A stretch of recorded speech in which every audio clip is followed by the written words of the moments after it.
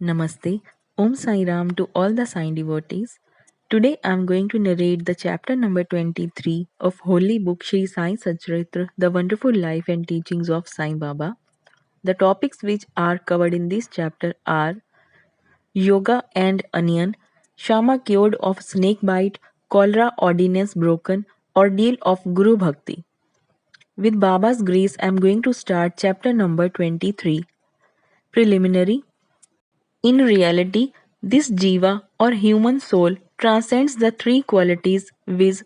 Sattva, Rajas and Tamas, but being deluded by Maya, he forgets his nature which is pure consciousness, knowledge, bliss, and thinks that he is the doer and thus entangles himself in endless miseries and does not know the way of deliverance. The only way of deliverance is the loving devotion towards the Guru's feet. The great player or actor, Lord Sai has delighted his bhagas and transformed them into himself, his nature. We regard Sai Baba as an incarnation of God. For reasons already stated, but he always said that he was an obedient servant of God. Though an incarnation, he showed people the way to behave satisfactorily and to carry out the duties of their respective stations in this life. He never emulated others in any way, nor asked others to have something done for him. For him who saw the God in all movable and immovable things of this world, humility was the virtue. None he disregarded or disrespected, for he saw Narayan, Lord, in all beings. He never said, I am God, but that he was a humble servant, and he always remembered him and always uttered Allah Malik. God is the sole proprietor or honor. We do not know the various kinds of saints, how they behave, what they do, etc. We only know that by God's grace they manifest themselves in this world to liberate the ignorant and bound souls. If there be any store of merits in our account, we get a desire or interest in listening to the stories and leelas of the saints, otherwise not. Let us now turn to the main stories of this chapter. Yoga and Onion. Once it so happened that a sadhak of yoga came to Shirdi with Nana Sahib Chandorkar. He had studied all the works on yoga, including the Yoga Sutras of Patanjali, but had no practical experience. He could not concentrate his mind and attain samadhi even for a short time. He thought that if Sai Baba will be pleased with him, he will show him the way to attain samadhi for a longer time. With this object in view, he came to Shirdi, and when he went to the masjid, he saw Sai Baba eating chapati with onion. On seeing this, a thought crossed his mind. How can this man eating stale bread with raw onion solve my difficulties and help me? Sai Baba read his mind and said to Nana Sahib, O Nana, he who has the power to digest onion should eat it and none else. Hearing this remark, the yogi was wonderstruck and he fell at Baba's feet with complete surrender. With pure and open mind, he asked his difficulties and got their solution from Baba. Thus, being satisfied and happy, he left Shirdi with Baba's Udi and blessings. Sharma cured of snake bite. Before Himanpant begins the story, he says about the jiva that it can be very well compared with a parrot and that they both are bound, the one in the body and the other in a cage. Both think that their present bound state is good for them. It is only when a helper, that is Guru, comes and by God's grace opens their eyes and liberates them from their bondage that their eyes are open to a greater and larger life, compared to which their former bound and limited life is nothing. In the last chapter, it was shown how Baba anticipated the calamity that was to befall on Mr. Midikar and rescued him from it. Now, let the readers hear a story more interesting than this. Once Shama was bitten by a poisonous snake.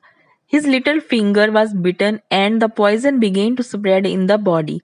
The pain was also severe and Shama thought that he would pass away soon. His friends wanted to take him to the god Vithoba, where such cases were often sent, but Shama ran to the masjid to his Vithoba Sai Baba. When Baba saw him, he began to scold and abuse. He got enraged and said, "O vile priest, do not climb up. Beware if you do so." And then roared, "Go, get away, come down."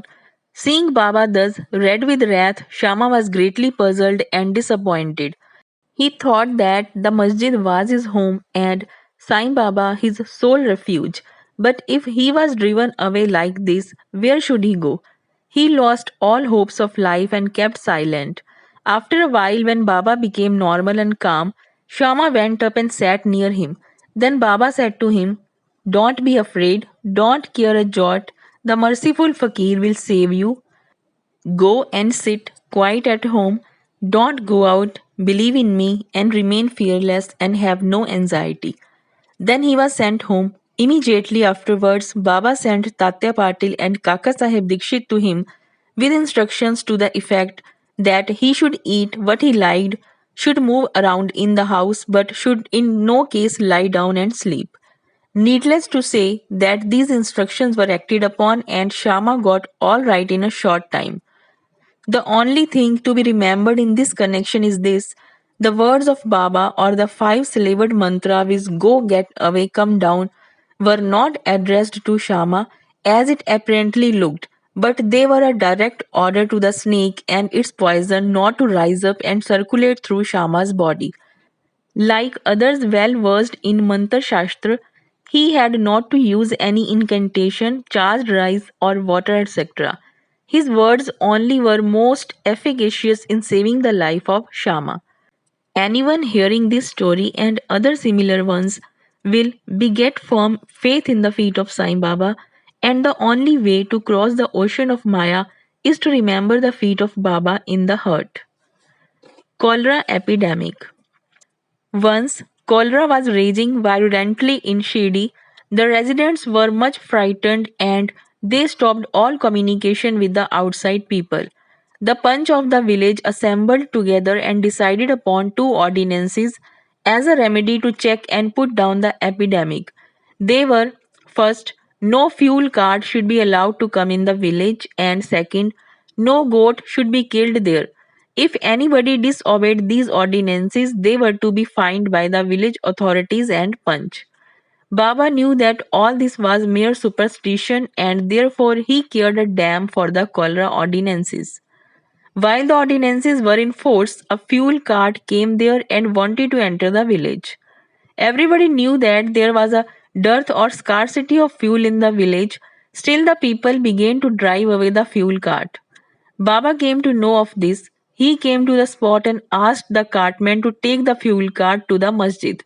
None dared to raise his voice against this action of Baba. He wanted fuel for his dhuni and so he purchased it. Like an Agnihotri keeping his sacred fire alive throughout his life, Baba kept his dhuni ever burning all day and night, and for this he always stocked the fuel. Baba's home, that is a masjid, was free and open to all. It had no lock and key, and some poor people removed some wood from there for their use. Baba did not grumble about this.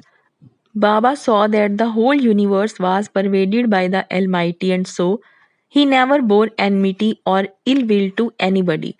Though perfectly detached, he behaved like an ordinary householder to set an example to the people. Ordeal of Guru Bhakti. Let us now see how the second cholera ordinance fared with Baba. While it was in force, somebody brought a goat to the masjid. It was weak, old, and about to die. At this time, Fakir Pir Muhammad of Malegaon alias Bade Baba was near. Sai Baba asked him to behead it with one stroke and offer it to an oblation. This Bade Baba was much respected by Sai Baba. He always sat on the right side of Sai Baba. After the chillum or pipe was first smoked by him, it was then offered to Baba and others. After the dishes were served at the time of taking meals at noon, Baba called Bade Baba and made him sit on his left side, and then all partook of food. Baba paid him also daily rupees 50 out of the amount collected as dakshina. Baba accompanied him 100 steps whenever he went away from the masjid. Such was his position with Baba, but when Baba asked him to behead the goat, He flatly refused, saying why it should be killed for nothing. Then Baba asked Sharma to kill it. He went to Radha Krishna Mai and brought a knife from her and placed it before Baba. Knowing the purpose for which the knife was taken, she recalled it. Then Shama went to bring another knife but stayed in the Vada and did not return soon. Then came the turn of Kaka Sahib Dikshit. He was gold, no doubt, but had to be tested. Baba asked him to get a knife and kill the goat. He went to the Sathis Vada and returned with the knife. He was ready to kill it at Baba's bidding. He was born in a pure Brahman family and never in his life knew killing. Though quite averse to do any act of violence, still he made himself bold to kill the goat. All the people wondered to see that while Bade Baba, a Mohammedan, was unwilling to kill it, but this Brahman was making preparations to do so. He tightened his dhotar and with a semicircular motion raised his hand with the knife and looked at Baba for the final signal. Baba said, "What are you thinking of? Go on strike." Then, when the hand was just about to come down, Baba said, "Stop. How cruel you are. Being a Brahman, you are killing a goat." Kaka Sahib obeyed and kept the knife down and said to Baba, "Your word is law unto us. We do not know any other ordinance. We remember you always, meditate on your form, and obey you day and night. We do not know or consider whether it is right or wrong to kill. We do not want to reason or discuss things, but implicit and prompt compliance with Guru's orders is our duty and dharma." Then Baba said to Kaka Sahib that he would himself do the offering and killing business. It was settled that the goat should be disposed of near a place called Takia, where fakirs used to sit. Then, when the goat was being taken to that place, it fell dead on the way. Hemadpant closes the chapter with the classification of disciples. He says that they are of three kinds: first or best, second or average, third or ordinary.